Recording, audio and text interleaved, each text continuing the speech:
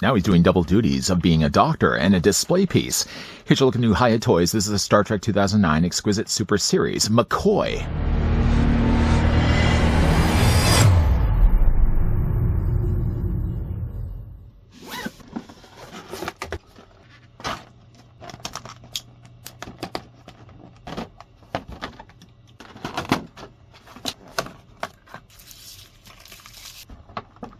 On the day of James T. Kirk's birth, his father dies on a damaged starship in a last stand against a Romulan mining vessel looking for Ambassador Spock, who in this time has grown on Vulcan, disdained by his neighbors for his half-human heritage. 25 years later, James T. Kirk has grown into a young, rebellious troublemaker. Dr. McCoy, often using his sense of humor and clinical experience to ease tensions between Kirk and other crew, he is Kirk's confidant and loyal supporter throughout the film. This brand new Dr. McCoy action figure stands at 166 millimeters tall and faithfully reproduces his appearance from the Star Trek 2009 film. He is dressed in his iconic blue uniform representing medical and science personnel. The clothes, the jeans are all made from real cloth, ensuring both superior posability and aesthetic appeal. Not really one for the bedside manner, Dr. McCoy is slated to drop in June 2025 for $109.99. What's rather interesting, though, is both McCoy and Kirk are selling for the same, and yet the earlier looked at Spock is selling for $5 less. He's selling for $104.99. Not really sure, again, the differences of why $5 makes McCoy and Kirk the more expensive Exquisite Super Series, but I'm only going by at least the listings online. While I'm measuring this, I'd also like to thank the folks over at Hiya Toys that were kind enough to provide this sample. Dr. McCoy from the 2009 film is going to stand at about 6 inches in height, or roughly about 15 centimeters tall. 3 films in so far from the Star Trek Kelvin universe, and funny though enough, we've also gotten 3 figures from Hiya. We've already looked at James T. Kirk, we've also looked at, of course, Spock, and now we're looking at McCoy. McCoy of the 3 is the shortest. He isn't obviously as short, though, as the Exquisite mini-series of McCoy, who only goes to about the abdomen area of the taller one. Not really any new frontier we're exploring here when it comes to display stand options. McCoy has the same offerings, really, in fact, that Kirk and Spock already had. The figure does come included with the same blocked display stand that has, again, the Star Trek logo there on the top. It's not raised, in fact, it's actually just printed, but it's not bad. I do like the idea that they incorporated this. When we have also looked at other Exquisite Super Series here on this channel, I do like that each of them always tend to have something relating back to the character, or obviously the show or the movie. The actual display stand does have a removable lid, but I guess but just before that though, Peekaboo ICU, there's a hole right to the top that you can take yourself the adjustable neck. I know it is long, and the adjustable neck plugs in place. I mean, with it plugged already in place, it's like twice the height of Doctor. What you can do, though, is you can also open up the top of the lid, and revealed inside, you get yourself a baggie. I know we're already, again, looking at these for the 3rd time, so you already know by now that this is going to have the Hiya Toys brand down below, and you probably already know, if you've watched the other 2 reviews, thank you for that, by the way. You do know, though, that all the other accessories that we're about to have a look at can be conveniently stored inside of this, instead of having to rely on going back to the box, especially if you're one that has a lot of your basement dwellings filled already with boxes. Or you maybe have yourself like a storage locker somewhere. It just makes things a whole lot easier being able to go back to this idea of pulling your accessories than the idea of having to drive or just scour around to find the boxes to find one accessory that you may decide you want to now display with the figure. Just makes things so much easier.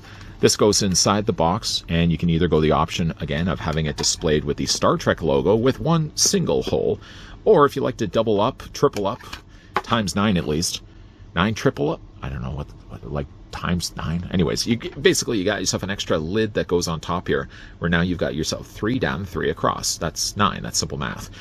This basically just, again, plugs in place. So now you have options. It's always really good to have options. It does, though, make the top of the lid a little uglier, though. But I mean, again, like it's now missing the Star Trek logo.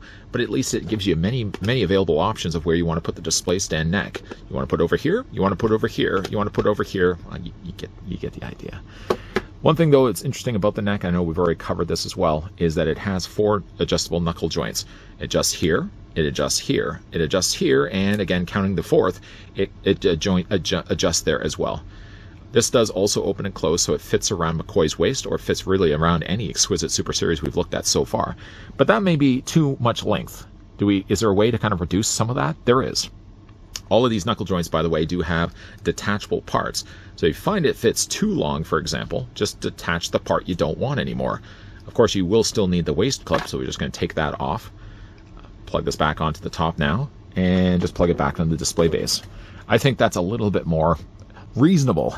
I mean, again, I know they're just using the exact same adjustable necks just across that. They're taking a big brush stroke and just brushing all over everything. Some figures I don't think justify having really being leaping characters. Dr. McCoy, I don't really consider. He's running more times than anything else. Leaping in the air is not something I really see the dear doctor doing. So let's see now what the wife has left them with. The figure, first of all, does come included with a couple of hypo sprays. They are small, most likely to be lost if I'm not too careful. I was thinking maybe one was a medical scanner, one was maybe a hypo spray, but he does get 2 of these. They're painted well, really, for how small they actually are. The figure does also come included with a pack. Now, initially, I was thinking, though, that the pack, there was a little, well, obviously the flap can open up, but if you look at the inside of it, I would have guessed this would have been a place where you could have taken the sprays and inserted them, but looking at the inside, there isn't enough space. So let's go ahead and just take one hypo spray, for example. I don't know if, again, they had planned to do this, but maybe unfortunately just with the amount of stitching that they added to the interior, yeah, there's no way that I can at least get my hypo sprays in there. Anyways, though, this can easily just be strapped around the doctor's torso, as I did in the beginning of this review. I'll kind of probably go back to that in a second. The figure does also come included with the same flask that also was packed with Kirk. There's McCoy's, there's Kirk's. Just want to make sure I don't drop these. Yeah, they seem to be the identical flasks. What else does he have? He has a communicator. Yeah, communicator is also the exact same as both him and Spock. Kirk, Spock, and McCoy. Where's one of them? Yeah, have all had the exact same communicators. They don't open, but again, for what the size is, they're pretty well painted. He does also come included with a phaser. Still, though, I mean, when you're looking at the phaser, let's just grab one of them. Don't need to have all 3 of them in front of us. Yeah, they're identical in design. They're identical as well in paint. So they seem right now, in stun setting, but this can so easily be flipped around. I didn't like the idea that the phasers flipped around. I thought they made more sense to be adjustable. I know, really, again, it's just a laser going through, I guess, a crystal, and that's the thing that determines whether you're stunning somebody or you're vaporizing them. But having this spin around, I didn't really like the idea myself. It just make it look more like a toy. Now, these can fit into his hands. The figure does also have a series of, well, he has quite a lot of swappable hands. Just before, though, that we look at that, he also comes included with this tricorder. Now, the tricorder I knew could be removable, and I really had to fight to get this out of the holster. And you basically just slide this back and forth. There seems no place at all where this can be attached onto the figure's body. So, I think even the Exquisite miniseries of McCoy also had the exact same. I mean, it has a removable holster, but then there's not really a place where you can put the holster. Again, the actual tricorder does look pretty good if you like the look of this kind of Trek tech. Kind of looks actually more like a waffle iron than anything else, or a tennis racket. There was a show here in Canada in the 80s. I'm going to go off a bit on a tangent, called Artscape. And it was about 2 kids that go to a museum, and they get sucked inside of a portal that basically leads them into the art world, and they're trying to find their escape out. And along with them, they this commentary device that when you go into the museum, you basically carry this around, and the communicator tells you essentially what's going on in each of the individual paintings. Well, then the communicator tells them in the Artscape how they have to kind of get out of that realm into the real world. Artscape, does anybody remember? Nobody remembers that. Like I said, this does fit also into his hands. What's interesting, though, about the hands, and let's talk about this again. Kirk, Spock, and now McCoy all have basically the same issue. When it comes to their hands, all the hands that really are good for doing something all seem to be on this side of the figure's body. So he has, for example, a hand for holding the hypo sprays.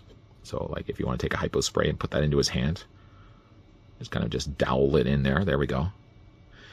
He does also come included with, strange again, like a wider gripping hand. This one isn't as strange because at least this time around he actually can hold the tricorder. Tricorder fits pretty comfortably in there. Doesn't look like it's going to be going anywhere. He does also come included with a couple of, a phaser hand. He comes with a wider gripping hand. This probably would be a little bit better for holding the tricorder. And then he also has the only other hand that's going to be able to do something happens to be on this side of the figure's body. And I think it's the exact same hand also that was good. Here I go bringing back Kirk's apple. It's the same hand it seems to be that Kirk had for holding the apple. Comes with also a relaxed hand. Now, truth be told, this hand was actually this hand. belonged on this side of the figure's body when you get him out of the packaging. I've already taken the liberty of swapping it out for a hand that was really good for like holding, what was I doing holding at the beginning of this? Oh, the tricorder, the communicator I think I had at the opener of this review. And then finally, though, the figure does also come included with a couple of closed fists. So he pretty much has very much identical hands as the other two figures we've looked at. What's not identical, though, is the 3 swappable head sculpts that come included with the Dear Doctor. Now, he does have, like, seems to be getting a running trend when it comes to these figures that getting him out of the packaging, he has a good likeness, and then he has a head sculpt that I think is a little less of a likeness, and then he has another head sculpt that I think is a better likeness. So this is sort of meeting in the middle roads here. I think it's still a good likeness, though, of Dr. McCoy. Spinning this around, Carl Urban, though, certainly, I think he was probably one of the best well-casted actors for the role. I mean, he just landed McCoy perfectly. I mean, we already know the kind of more cringe backstory of why he's called Bones. Basically, his wife is divorcing him, and that's all he basically was left with is just his skin and bones. It actually was relating more so, I think, to the 19th century reference of sawbones. That usually was the term given to a doctor. That's basically why he was called Bones in the show. But yeah, the head sculpt is pretty good on this guy. I can't help but, though, notice he's also got a little bit more of developing stubble there on. This is actually kind of good more, I think, when Kirk is first meeting McCoy. There's also this one as well that seems to have a little bit more of that 5 o'clock shadow starting to grow in. And again, the likeness is pretty good. I don't know if this one is as good, though. But I think my favorite, though, of the 3 is the smiling expression of Dr. McCoy. I think this, at least for me, is probably my favorite of the 3. To change the head out is, again, just hold on to the tunic and the torso, pop the head off the ball joint, and we'll just replace it now with the smiling expression. Make sure it's all the way on there. Now, something I did, though, mention when we looked at both Kirk and Spock, personally, I don't like to have the head all the way down there. Now, this may cause some issues when you're rotating the head, for example, the head may not be as securely attached to the ball joint as if you did push it down all the way. But getting this guy out of the packaging, I noticed that all 3 of them, heads were really low, and it drew more, though, attention to the idea that the torso seemed bigger. I think if you have them with the head a little more of the neck visible, it seems to better proportion the body size, because these guys are very overly muscular. It doesn't seem as muscular, though, on McCoy as it did like with Kirk. So I'm going to bring in Kirk so you guys can see. Now, he's a science medical officer, so his tunic's going to be blue instead of the yellow. One thing that's also different, too, is the insignia. It's always a hard word to say here. The Starfleet insignia, as you can see, does have the medical symbol there on there. It does also have, of course, the tiny little Starfleet symbols all across the torso of the fabric there as well, both front and back. Stitching, again, looks really good on McCoy. Something I didn't realize, though, and I have to go back and watch the show again, is that, funny though enough, his Starfleet uniform has longer sleeves. Spock never had that. If you look at actually Spock seems just like it clears just a little bit past, just before it actually becomes the thumb. McCoy's, though, seems like it's a little bit longer. He also has 2 stripes instead of Captain Kirk's 3. The pants are going to be exactly the same. So again, like if to compare this, though, with Spock, Spock's symbol, as you can see, is going to also be different, though, than McCoy. I think McCoy's is it the same? Oh, it is the same. Same striping, though, so they probably may have used the exact same tunic piece. Same legs. If anything, they probably would be the most identical. Just it seems, though, still can't help but notice, maybe Spock has a longer neck, and that's why it gives him a little bit more of a reach. Like leg to leg, waist to waist, shoulder to shoulder. Seems like they are probably the exact same sized figure. Now, for the figure's articulation, though, we're going to get kind of back to dressing this guy up in a second. His head's going to be on a ball joint once again, so the head's going to rotate all the way around. It's going to look down, it's going to look up, yeah, and it's going to move also back and forth. At the very base of the neck as well, Dr. McCoy does also have a ball joint there too. So between the two, they work collectively, like a crew on a Starfleet vessel. The figure does also have an upper torso ball joint. The figure does also have a lower abdomen ball joint. One thing that's omitted, obviously, in this review is the fact that Dr. McCoy doesn't actually have himself the belt. The away team belt was only on Spock and it was only on Kirk. McCoy doesn't have that because, again, like he has the little sachet, the little bag, the side bag that he's going to be carrying around with him as well. Now, by the way, too, if you want to get this on him, you basically would just take this. Might be a little easier to do this if you swap the head sculpt, take the head off first. But it seems like it has just enough clearance that you can get this around the doctor's face. I probably should have maybe done this, though, as we were changing out the head sculpts. But just to show you, though, with the head on, yeah, Dr. McCoy still manages to hold his medic pack along with him. As for his arms, the arms do hinge out. I would be safe to say that the figure would be able to pull off 90 degrees or that T-pose. The arms can move forward, also can move back. There's a swivel at the top of the bicep area where that connects to the shoulder. There's also a double hinge on the elbow, and the hands rotate all the way around. As for his legs, the legs do split out about that far. Dr. McCoy's legs also move forward, move back.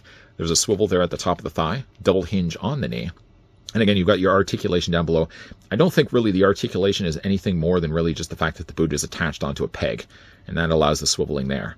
The feet, though, even though they are contained in a rubbery plastic, still, though, manage to pull off a hinge up and down and an ankle rocker as well. I would say, though, I don't know which one I would say is my favorite. Let's just bring his arms down a little bit. Got the gorilla arms happening here. I really like the look of McCoy. Put him actually in front and center here. Is he as good, though, as Captain Kirk? I would probably say, like, Captain Kirk is my favorite, followed then with McCoy, followed by, really, Spock. Like, all of them actually are really good likenesses of the actors that play the roles in the 3 films. Accessory count is still pretty high. It didn't seem, though, that his wife took really much at all when it came to the divorce. He still got settled with a lot of accessories. I mean, he doesn't have, like, for example, like what he didn't have, like, he did have a phaser, that's true. He actually has more. Now that I come to think of it, maybe that is one of the reasons why McCoy and Kirk have a higher price point too. Is it only just really based on the idea that he had more accessories? Maybe. Because again, like his price and Kirk's are the exact same, $109.99, at least on listings online. Spock was a little less in price by $5. And again, I can't help but think that the bodies are the same. The fact that all three of them had 3 swappable heads, so that hasn't changed at all. Maybe it just comes down to the fact that the figure Kirk and McCoy had more accessories going for them. But I mean, while he didn't have an away team belt, he did have at least, though, the medic pack. So again, I just don't understand why McCoy and Kirk had to be more an expensive figure when really I feel like all 3 of them should have really been the same. Out of all the actors and actresses that came on board for Star Trek 2009, I think Karl Urban for me was easily my favorite. I think not only did he look the part, but he spoke the part of Dr. McCoy. And again, like, even though like really it went off the rails, I felt when it came to storylines. The first film was good. The second one, while being action-packed, I felt relied so much more on fan service. And the third one just seemed like a bigger budget television episode. I hope, though, that they're going to kind of course correct things when it comes to Star Trek 4. As far as I know, though, they are still going to be doing a 4th follow-up film, and that might also be the last voyage mission of the USS Enterprise, at least with this current crew. Dr. McCoy, though, again, when it comes to his likeness, I think is really good. He comes with some decent quantity of accessories. Some of the accessories, though, I think work a little bit better than others. Unlike, though, I would say like Spock and Kirk, McCoy at least can benefit from having a hypospray in one hand and a tricorder in the other. Maybe, again, that might be why the justified price that McCoy is going for $109.99 when still Spock is going for $104.99. The difference of prices still eludes me, though, but certainly if you are a fan of the Star Trek 2009 film and would like to get decent likenesses of all the characters in the film, these ones are definitely worth picking up. Again, these are slated to drop in June 2025, and a big thank you again to the folks over at Hiya that provided this sample we could have a look at. What do you guys, though, think of the Exquisite Super Series Star Trek 2009 characters? Of the 3 that at least we've looked at, how would you rank them? What would you say is the best, the second best, and obviously the one that is in the last? How would you rank these? Let me know down below in the comments section. If you guys did also enjoy this video, you can do it a solid and throw it a like. You guys want to stick around for more so? I hope so. You can hit that subscribe, you can turn on that bell, and of course you can always come back. Hate to say, though, we're going to be kind of wrapping up things right now, at least for the realm of Star Trek, but there will definitely be more videos coming away for the rest of this week. As always, thanks for watching. See you guys next time.